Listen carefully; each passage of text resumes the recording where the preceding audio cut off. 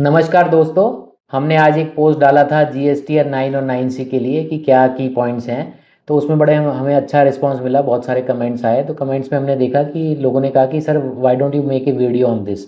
तो that is why we are preparing a short video on GST 9 and 9C। आज मैं इस video में आपको जीएसटी 9 के बारे में बताऊँगा।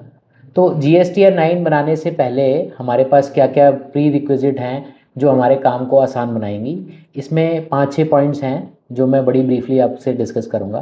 तो सबसे पहले हमको क्या करना है कि रिकन्सिलेशन विद बुक्स बनानी है। सपोज आप बुक्स बना रहे हैं टैली में, विजी में या किसी भी अकाउंटिंग सॉफ्टवेयर में आप बना रहे हैं, तो we need to prepare a reconciliation, match turnover with GST portal, match your output tax liability with GST portal and also the ITC.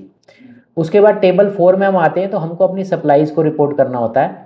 Output supplies as per GSTR 1 डालनी है टेबल 4 के अंदर। टेबल 5 में हमको नॉन GST सप्लाईज या non taxable supplies भी हम कह सकते हैं, export supplies, nil rated supplies या कोई भी एग्जेम्प्ट सप्लाईज जिसके ऊपर GST की लायबिलिटी नहीं बनती है, वो हमको दिखाने हैं।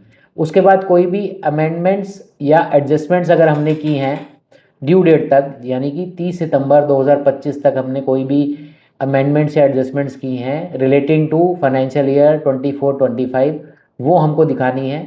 कोई भी अनरिपोर्टेड सप्लाई जो कि हमने जीएसटी में किसी भी रीज़न से छूट गई है, बाई मिस्टेक छूट गई है या इंटेंशनली छूट गई है, जो कि हमने जीएसटी के अंदर पोर्टल के अंदर नहीं दिखा पाए हैं, वो अनरिपोर्टेड सप्लाई हमको दिखानी है और उसके ऊपर एडिशनल लायबिलिटी को कंप्यूट करना है। उसके बाद आईटीसी टेबल 6 के अंदर आईटीसी अवेल्ड दिखाना है। टेबल 7 में अगर कोई आईटीसी का रिवर्सल है वो दिखाना है। टेबल 8 के अंदर हमको आईटीसी की रिकन्सिलेशन बनानी है। उसके बाद अगर कोई आईटीसी मिसमैच है, कोई रेड फ्लैग्स हैं, तो वो हम कैसे निकालेंगे। आईटीसी जो हमने क्लेम किया है बुक्स के अंदर वर्सेस आईटीसी जो हमारे 2A या 2B के अंदर आ रहा है जीएसटी पोर्टल से डाउनलोड करके, उसकी रिकन्सिलेशन देखनी है हमको। और अगर कोई आईटीसी मिसमैच आ रहा है तो वो हमको दिखाना है। उसके बाद अगर कोई एडिशनल लायबिलिटी, जैसा कि मैंने एक्सप्लेन किया, ड्यू टू XYZ रीजंस, क्या रीजंस हो सकते हैं कि आपने आईटीसी ज़्यादा अवेल कर लिया तो आईटीसी रिवर्स कर रहे हो तो उसकी वजह से आपकी टैक्स लायबिलिटी बन सकती है। कोई अनरिपोर्टेड सप्लाई है उसकी वजह से वो आप रिपोर्ट कर रहे हो, उसकी वजह से आपकी लायबिलिटी बन सकती है। और भी अदर रीजंस हो सकते हैं एडजस्टमेंट्स की वजह से, जिसकी वजह से आपकी जीएसटी की लायबिलिटी बन रही है, तो वो हमको जमा कराना है DRC 03 के थ्रू।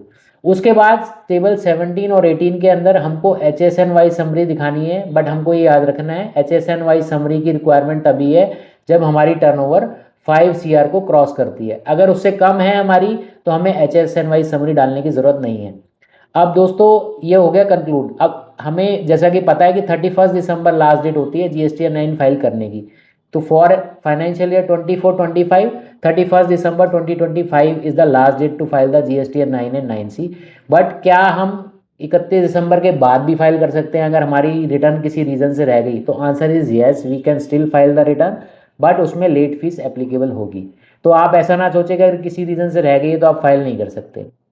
तो here I conclude this video. अगर आपके कोई भी क्वेश्चंस हैं, क्वेरीज हैं, कमेंट्स हैं तो प्लीज़ पूछिए हमसे क्वेरी। और अगर आपको किसी और टॉपिक पे वीडियो बनवानी है टैक्स रिलेटेड, कोई भी, चाहे डायरेक्ट टैक्स हो, इनडायरेक्ट टैक्स हो, तो आप बताइए।